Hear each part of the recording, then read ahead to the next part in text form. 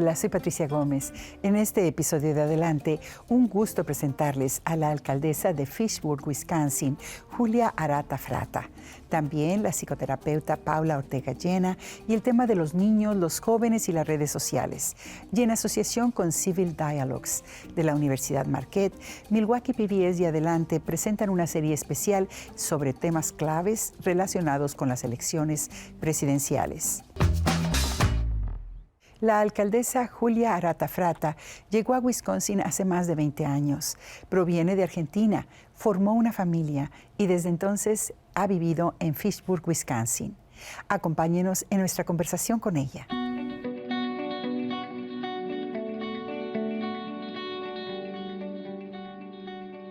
Julia, ¿podrías decirnos, eres tú la primera alcaldesa mujer del estado de Wisconsin que es latina en la historia de Wisconsin? Creo que sí, pero todavía no me han confirmado si realmente es así.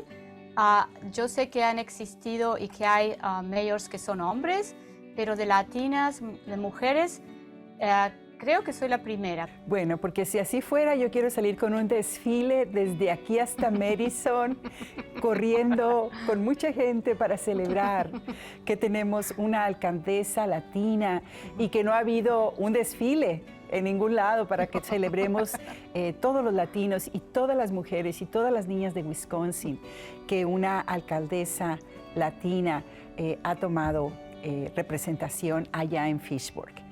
¿Qué ha significado para ti, Julia, que pudieras alcanzar este puesto? Patricia, nunca me imaginé que podría involucrarme en la política, primeramente, porque uno se siente como inmigrante a veces que no forma parte de ese grupo. Cuando tuve la oportunidad de decidir el año pasado si continuaba como alder o me lanzaba para correr como alcalde, digamos que dije, lo tengo que hacer. No quiero en el futuro decir por qué no lo hice. Y para mí es un honor que la gente acá de Fitchburg me haya elegido. Primero porque soy la tercera mujer elegida en la historia de este pueblo, de la ciudad. Y la última mujer elegida aquí fue hace 30 años. Así que fue un logro, un honor para mí y also para decirle a todas las chicas que me están viendo o que no están decididas que no, si yo lo pude hacer, ustedes también lo pueden hacer. Tengo un grupo de gente acá en la ciudad que es increíble y bueno, y esta ciudad tiene muchísimo potencial y creo que tengo una visión para la ciudad. He tenido que sacrificar un poco mi carrera, para ser honesta, en los últimos 8 años y también he sacrificado a veces tiempo con mi familia o quedarme a trabajar los fines de semana en cosas de la ciudad porque tengo que terminar muchas cosas, pero tenemos un dicho en Argentina que dice que si realmente te gusta lo que estás haciendo no te tenés que quejar, así que yo lo disfruto bastante, pero sí hay sacrificios, ¿no es cierto? ¿Cuáles son las condiciones en las que tú pudiste ser elegida? ¿Los latinos son muchos en tu área? ¿Verdad? En el área de Fitchburg. Sin embargo, las condiciones de que te apoyen no son tan fáciles. Yo creo que los latinos tenemos que entender un poquito mejor cómo funciona y cómo apoyarnos cuando tenemos candidatos latinos que se están lanzando por algún puesto político. Necesitamos estar sentados en esos puestos donde se toman las decisiones y que muchas de esas decisiones afectan a nuestra comunidad. Digamos, algo que tenemos que motivar más a la comunidad latina aquí, de decir, si ustedes realmente quieren apoyar a un candidato, o quieren estar sentados, o quieren tener una representación en esas mesas donde se toman esas decisiones importantes, tenemos que apoyar a esos candidatos en forma incondicional. ¿Qué pueden hacer los padres que no pueden votar, pero que están mirando a sus chiquitos, que un día necesitan ser preparados para esto? Yo creo que ese es un trabajo también a nivel de la escuela, ¿no? Y a nivel de la comunidad, de informar cuáles son los derechos cívicos de los chicos, porque a lo mejor los chicos se criaron en una familia donde los papás no pueden votar por alguna condición, pero esos chicos cumplen 18 años y esos chicos tienen que saber que ellos tienen un derecho muy importante en sus manos y es el de votar y el de participar con su voto en las decisiones no solamente locales, sino estatales y nacionales. Así que yo creo que tenemos que hacer un poquito más de enfoque en educar a esos papás. Como te mencioné, hay 4,000 latinos viviendo aquí en la ciudad de Fitchburg, representan un 16% de la comunidad. Entonces tenemos que ser intencional de cómo incorporamos y hacemos nuestra ciudad más inclusiva. Y soy muy intencional a veces con la información que es bien importante y relevante de la comunidad, de traducirla al español.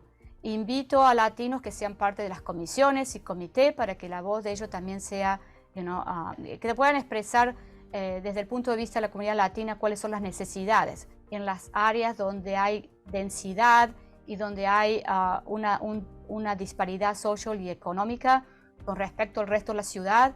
Tratar de invertir en esas áreas. Estamos haciendo tenemos un programa que se llama Healthy Neighborhood Initiative. Hace un par de años hice un TV show en español y que tratamos de hacerlo de nuevo para informar a toda la comunidad de lo que está sucediendo. ¿Qué es lo que tú ves en el área de representación? Bueno, en el área de representación de latinos, aquí en el condado de Dane son muy pocos. Somos contados con los dedos de la mano. En los últimos años he visto que hay más gente que se quiere lanzar, pero también tienen que estar preparada, porque este trabajo no es solamente hacer la campaña, sino luego es un trabajo. Para hacer la campaña, generalmente las elecciones locales, como tú sabes, son en abril, y generalmente uno tiene que hacer campaña en los peores meses de invierno. Y eso a veces puede ser un condicionante para que mucha gente diga, no, es muy duro, necesitas también tener un apoyo económico y financiero.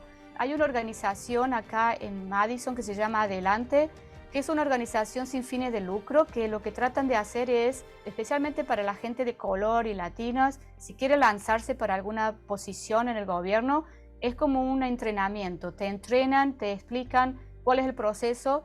Así que esa es otra organización que la gente, si me está escuchando y tiene intereses aquí en el condado de Dane, pueden acercarse a ellos, que le van a proveer buen training.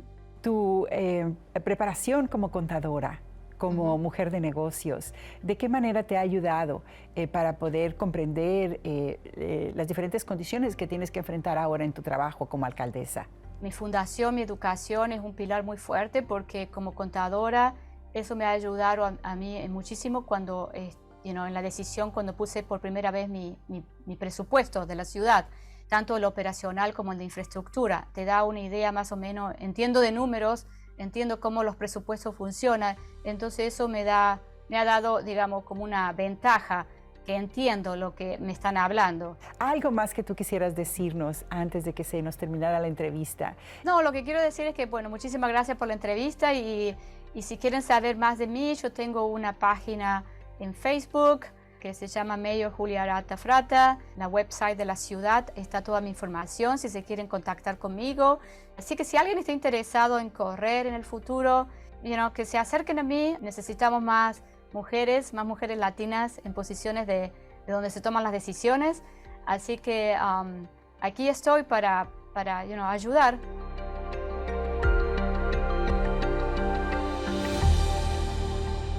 Un estudio realizado por el Centro de Investigaciones Pew a 750 jóvenes entre 13 y 17 años encontró que 45% de ellos está conectado casi todo el tiempo a las redes sociales y que el 97% utiliza las plataformas como YouTube, Facebook, Instagram o Snapchat.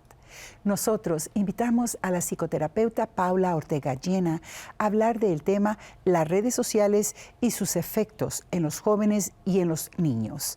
Acompáñenos en la segunda parte de esta conversación. Mi mamá es maestra en Chile, siempre trabajó en escuelas públicas. Desde niña iba con ella a veces y le ayudaba.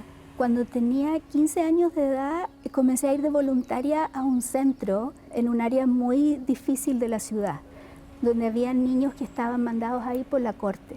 Y pues empecé a descubrir de que conversando con ellos te dabas cuenta de qué es lo que estaba pasando en su casa y que eran siempre situaciones muy complejas, que nadie quiere estar en una situación difícil simplemente porque quiere, sino de que porque hay muchas razones. Y entonces eso fue lo que me llevó a estudiar psicología. Y luego pues tuve la oportunidad de hacer mi especialización en Marriage and Family Therapy, que era algo que yo leía en los libros, right? De estudiar en el Instituto de Family Therapy de Milwaukee. Y llegando acá tuve la oportunidad de hacer eso y luego continuar mis estudios en Infant Mental Health en la Universidad de Madison. Y así, y es algo que me apasiona. Paula, continuando con el tema de las redes sociales, los niños y los jóvenes, nos comentabas que hay un estudio muy importante, el primero en su tipo. Sí, se llama el estudio ABCD. Es el primer estudio longitudinal, el que está siguiendo a los niños desde que tienen 10 años hasta los 24 años de edad. El ABCD es Adolescent Brain Cognitive Development. Está investigando muchas áreas del desarrollo de los niños y del desarrollo en el cerebro.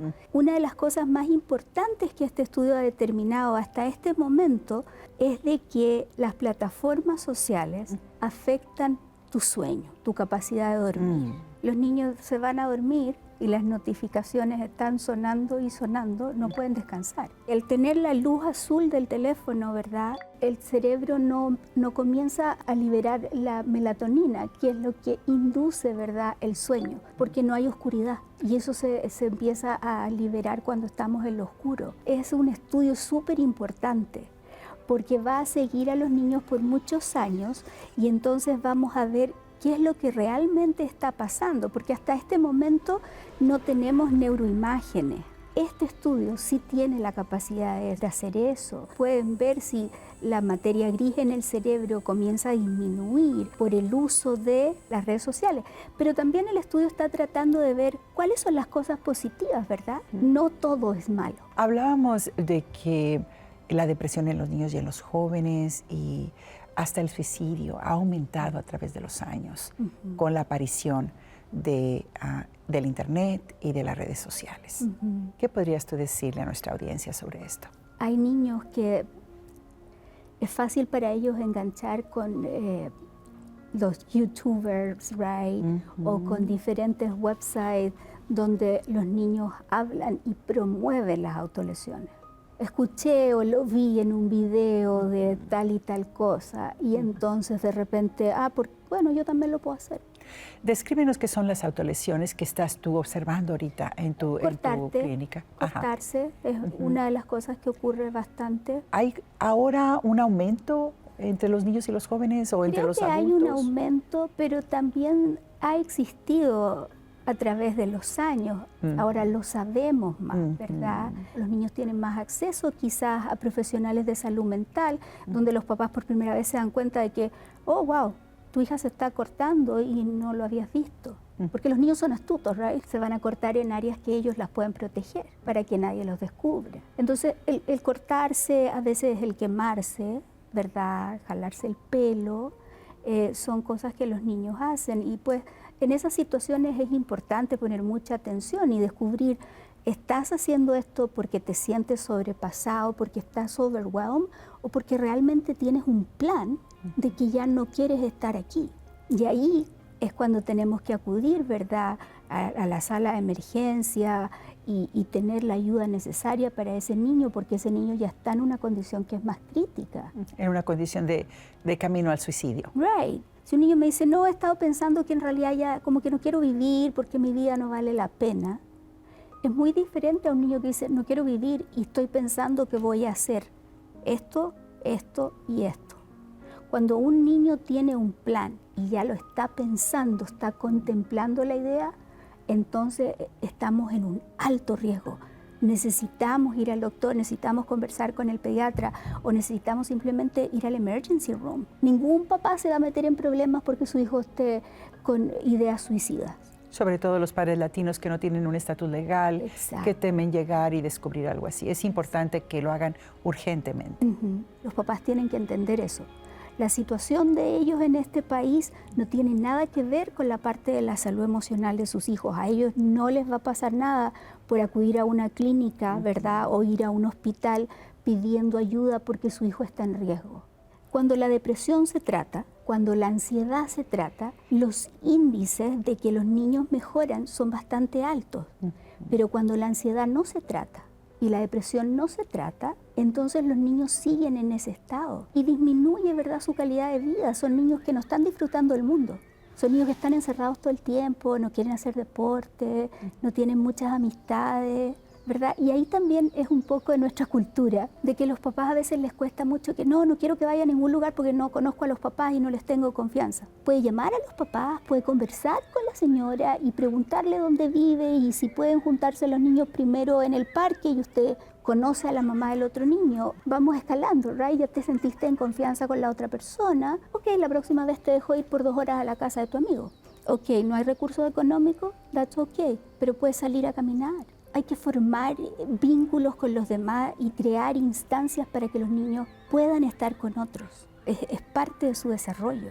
Y los papás creen que porque les dicen, oh no vas a poder tener novio hasta los 16 años, los niños se van a quedar así. Eso ya no existe. ¿Cómo pueden los padres leer o consultar? Información en internet hay muchísimo, ¿verdad? Está el Instituto Nacional de Health, de Salud, donde pueden acudir. Actualmente hay grandes cantidades de terapeutas que están yendo a las escuelas a ver a los estudiantes, porque es un poco más fácil, ¿right? El papá no tiene que salir del trabajo para llevar al niño a una clínica. Y el papá lo único que tiene que hacer es básicamente ir a la primera cita o conversar con la trabajadora social de la escuela. Se ha creado este servicio debido a la gran cantidad de niños con problemas de salud mental que tenemos en este momento y para incrementar el acceso, right? Porque el acceso no es tan fácil a veces. Claro. Tú llamas a una clínica y pues tú tienes cita para 1 mes, 2 meses, Exacto. ¿verdad? Hay muchos lugares que están saturados y la lista de espera es de 1 año, pero la escuela es una excelente opción. Tu pediatra es una excelente opción. Children's Hospital tiene un walk-in clinic. Entonces se está creando más acceso por la gran necesidad que tenemos, pero muchas de las escuelas públicas son parte de este proyecto, ¿verdad? De que hay terapeutas en las escuelas que van determinados días de la semana y que van a atender a tu hijo. ¿Cómo la gente puede saber más de ti, de tus servicios? Uno es la Clínica 16 en Waukesha y mi otra práctica es un online practice por una clínica que se llama Therology. En esa clínica solamente estoy trabajando online. Y la Clínica 16 siempre estoy más llena. Es más difícil conseguir las citas ahí, pero no es imposible. Algo más que quisieras mencionar dirigiéndote a los papás que se sienten totalmente incapaces de ayudar a sus hijos porque no tienen la preparación para entender los aparatos electrónicos o el internet o las redes sociales. Pedir ayuda. Yo creo que lo otro súper importante, Patricia, es predicamos con el ejemplo. Yo no puedo estar diciéndole a un teenager que no esté en el teléfono cuando yo estoy pegado a mi teléfono y no paro. Sí. Hace un par de semanas atrás un niñito de 8 años me dice, a mí me encantaría que mi papá juegue, pero lo único que hace es estar en su teléfono. No podemos predicar sin dar ese ejemplo. ¿Cómo lo hacemos? Tenemos un espacio en la casa designado y a las 8 de la tarde, 7 de la tarde, en ese espacio están todos los teléfonos. Los teléfonos no van al cuarto. Los niños necesitan atención, es lo que más necesitan, es lo que más los va a beneficiar. Si pones atención a tus hijos, los vas a lograr conocer y vas a evitar muchos problemas a largo plazo. En asociación con Civil Dialogues de la Universidad Marquette, Milwaukee PBS y Adelante presentan una serie especial que informa a nuestra audiencia sobre temas claves relacionados con las elecciones presidenciales. Quédese con nosotros en esta primera de 4 partes de la serie con el tema Cambio Climático.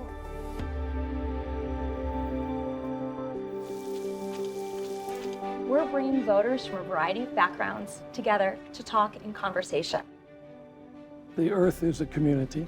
If we're going to meet those problems well, we can only do it together. Earth is part of who we are, and that if we're not taking care of the Earth, that is a big problem. I think the value that's bringing me here today is humility. I think these are very complex problems. What variables are most important, and then be able to decide a logical outcome based off of the truth.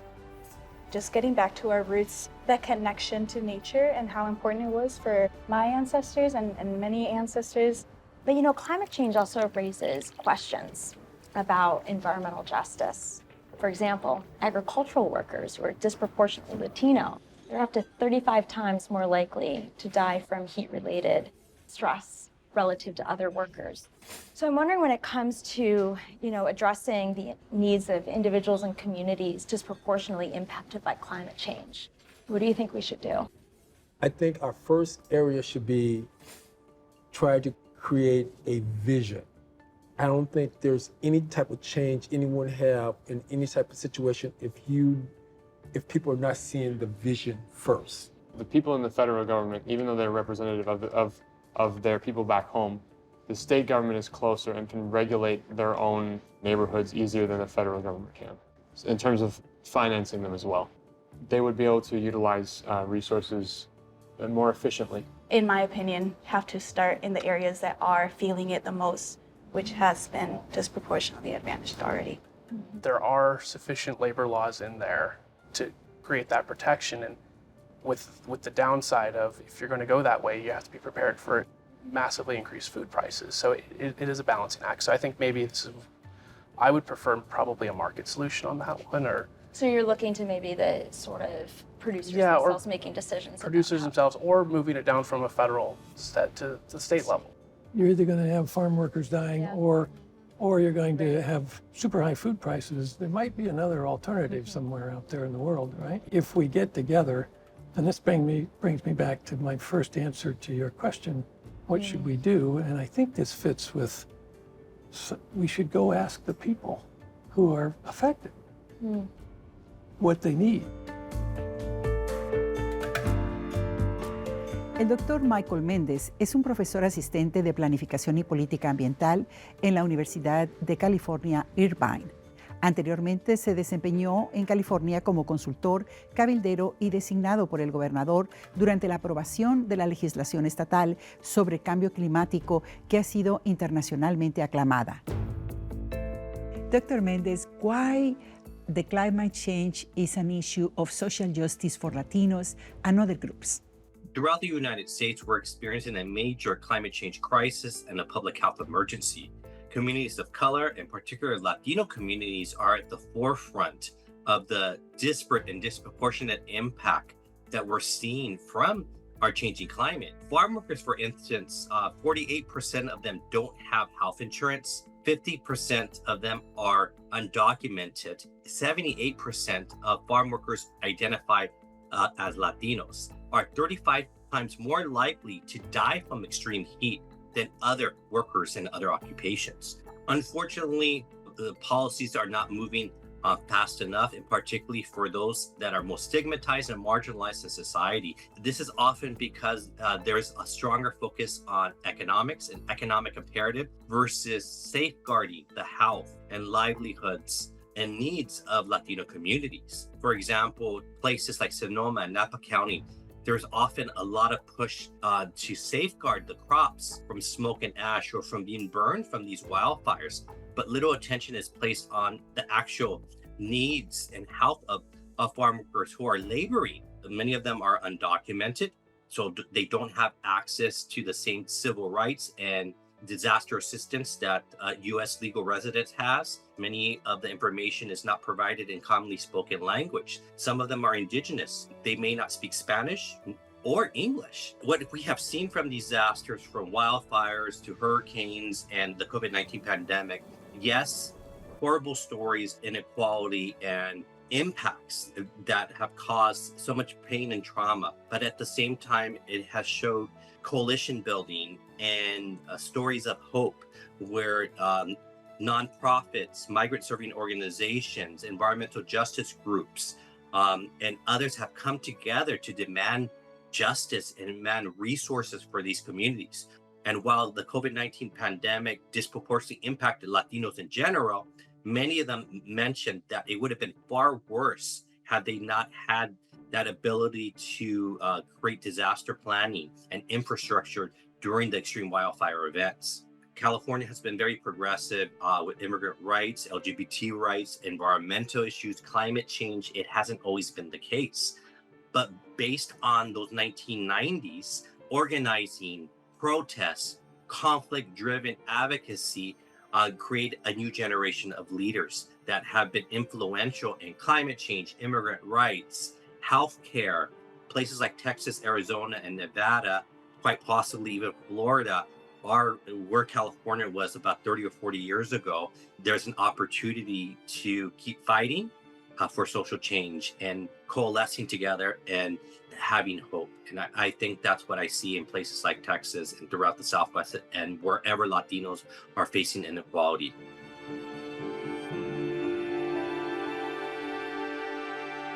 Y con un hasta pronto nos despedimos, invitándolos a que nos dejen saber sus comentarios por el teléfono 414-297-7544, a que visiten nuestro sitio del internet en milwaukeepbs.org y en las redes sociales. Soy Patricia Gómez, deseándoles paz y bendiciones.